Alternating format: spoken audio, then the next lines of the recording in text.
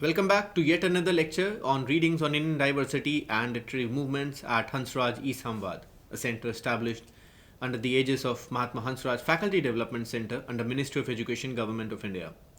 My name is Piyush Chaudhary, Department of English, Hansraj College, University of Delhi, and I welcome you all to this ongoing lecture series. And today we'll begin with a new unit, that is tribal verse. We will discuss an essay by the noted folklorist and GN Devy, and we will be reading some folk tribal songs from different tribes of India. With this, we will also understand the tribal culture and the rituals. The tribals, as we know, are known for their love and their respect for nature, and living in close proximity with nature. And this is true of almost all the tribal groups. Be it even if the tribal groups are across the various parts of the globe, be it a tribal group in, say, Asia, or in Europe, or in the West, or in the East, or in the Australian continent, or even the African continent. These ideas are extremely common.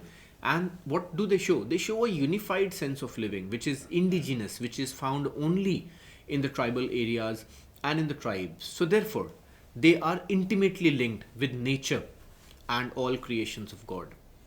Right? So tribal literature basically refers to the songs that were originally sung or chanted in a native tribal language.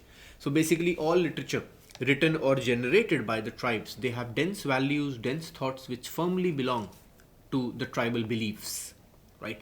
This is important. Why? There are clearly different from the other forms of literature. Most of the tribal literature, very importantly, is disseminated orally. And you will not find much tribal literature which is written, right, as as much as oral tribal literature, and because they were also originally meant to be sung or chanted. So there are several efforts even today which are going on in archiving and digitizing the tribal language, and particularly the university going students should read tribal literature, and that is why this is prescribed in your paper. The various oral traditions are part of your paper. So if one studies Indian literature, then tribal and oral literature should definitely find a place in it. This is because our tribal tradition is extremely ancient. It is as old as civilization, as humanity itself, and therefore it is extremely important to read tribal literature so that the younger generation may know of a very, very important element of Indian literature. And to prevent tribal literature from being lost, from being ignored, from being marginalized, the Department of English at University of Delhi has been teaching this paper, and concerted efforts are basically put even by the current government to ensure archiving and digitizing of tribal literature. So these are some ideas. We need to acquaint ourselves with such ancient primeval forms of tribal literature, right? And also it is difficult to collect tribal literature because they are mostly oral in nature. It leads to a loss because orality is difficult to maintain, isn't it? A written record or a written text is always easier to maintain and save for the posterity, but most of the tribal literature is oral in nature. But anyway, on this note, I will begin with this new unit with this essay by Professor GN Devy, and we will read his book, his introduction to painted words. Okay, painted words, it's important, right? So we'll read that.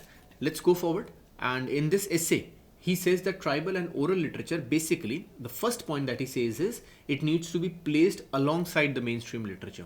He wants tribal literature to come out in the open, and he's requesting and demanding that tribal and oral literature should be read side by side and alongside the mainstream literature which is popular in India.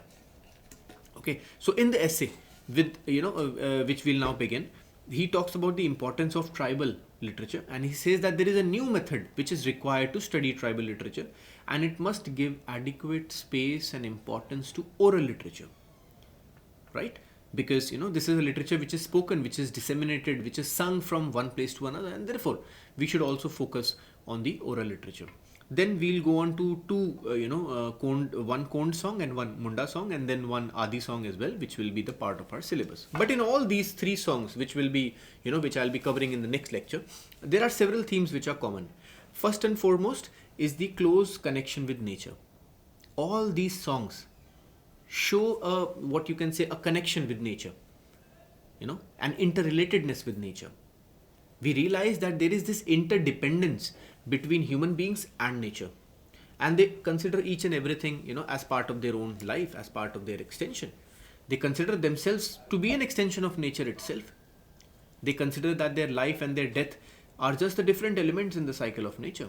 They do not consider themselves to be different from nature. These tribal people, right? So there is this sense of respect, adulation for the nature. Now, in all of these tribal songs, so far, nature demands respect, and there is a firm belief that nature is a living entity, right? Nature needs to be respected, and it is a living entity, not just some metaphorical non-living entity, right? They believe that nature is living just like human beings. Nature is also breathing, right? Isn't this fascinating idea of looking at nature? Perhaps today in 2025, when we talk about environmental degradation, then these ideas and these songs and the theme of the natural description and natural conservation becomes extremely important. Because when we talk about climate change, perhaps the answer to climate change is sensitizing people through tribal literature, right? This is the reason why it is being offered at the University of Delhi, so that we can initiate a sense of respect for nature and ingrain a sense of eco-critical sensitivity in the readers and the university going young minds like you. Okay, on this note, let me now go to the essay which is there in our syllabus, which is titled Introduction to Painted Words.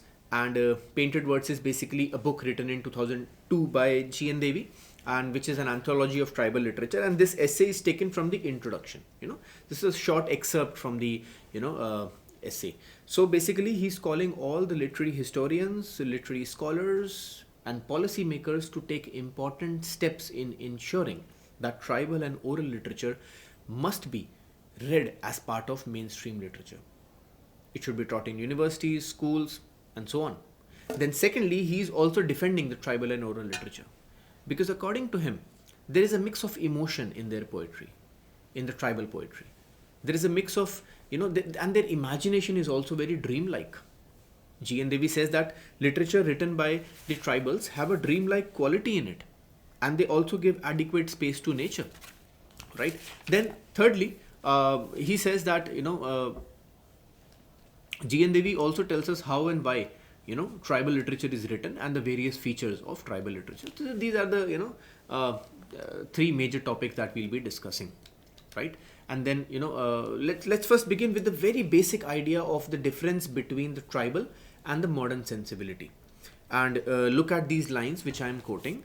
Devy writes, most tribal communities accept a worldview in which nature, man and God are intimately linked, and they believe in the human ability to spell and interpret truth. They live more by intuition than reason. They consider the space around them more sacred than secular, and their sense of time is personal rather than objective. So the world of the tribal imagination, therefore, is radically different from that of modern Indian society. So this particular statement made by GN Devy shows the difference between tribal and modern societies. If you look at the last line, he says that the world of tribal imagination is different from modern Indian society. What is this imagination that he is talking about? This is the imagination of their literary production, the imagination of their literary works, the imagination of their songs and the way they construct their poetry. The imagination and their imaginative power is very different. It's dreamlike. And this is the reason why the tribal songs and poetry are very different from canonical literature. Here the animals are speaking, the mountains are crying, the mountains are happy. So, this shows their way, their worldview of looking at nature. It's very important for us to learn these ideas, right? So then once again, he talks about the imagination. He says, the tribal imagination, on the other hand, is still to a large extent, dreamlike and hallucinatory. In tribal stories, oceans fly in the sky as birds, mountains swim in the water as fish, animals speak as humans, and stars grow like plants. This is not to say that they don't have tribal, conventions or rules, but they admit the principle of association between emotion and the narrative motive. Thus, stars, seas, mountains, trees, men, animals can be happy, angry, or they can even be sad. So, here are some of the elements of the fantastic, the emotions, the magical quality, the dreamlike quality, something which is related to fantasy, fantastic. So these are the elements of the fantastic where mountains can be happy, angry, or sad, right? And we'll be, studying the three songs, and we'll see that these elements keep recurring, right? So basically, in the first two pages, he gives us the various features of tribal literature. Then next, he goes on to describe the difference between imagination and memory. And he says that tribals, with their imagination and memory, they have constituted tribal literature.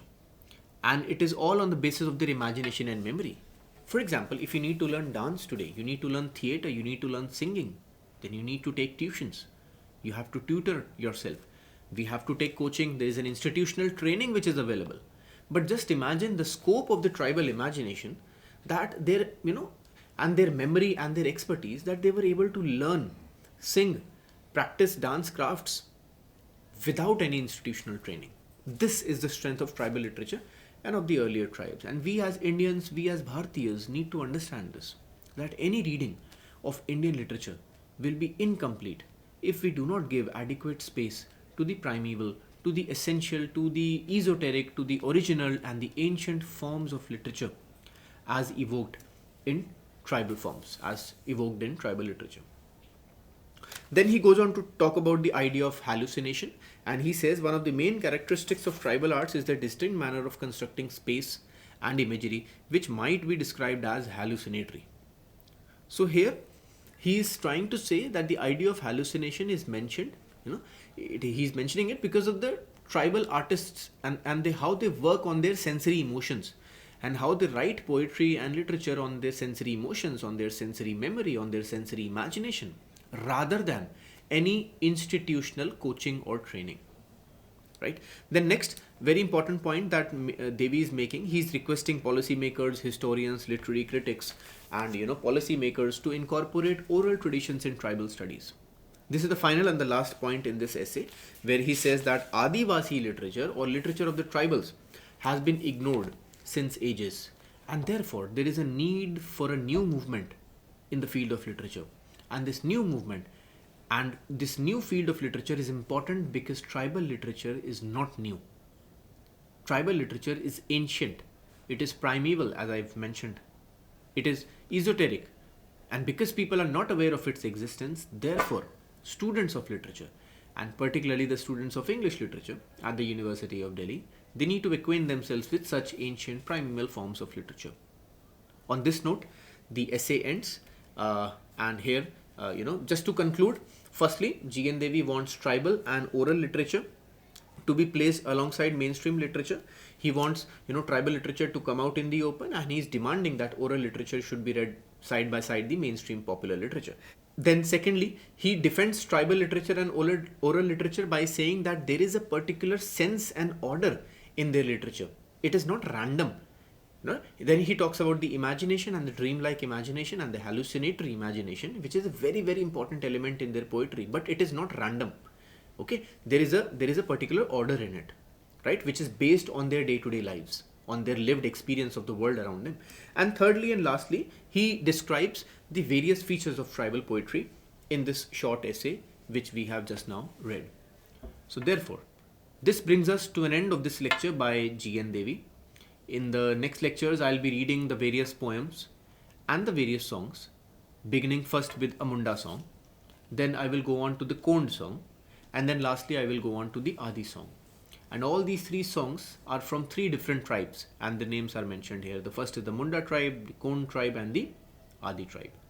So please stay tuned for more lectures on Hansraj e-Samvaad, and I'll be joining you very soon. Thank you. Goodbye. Jai Hind.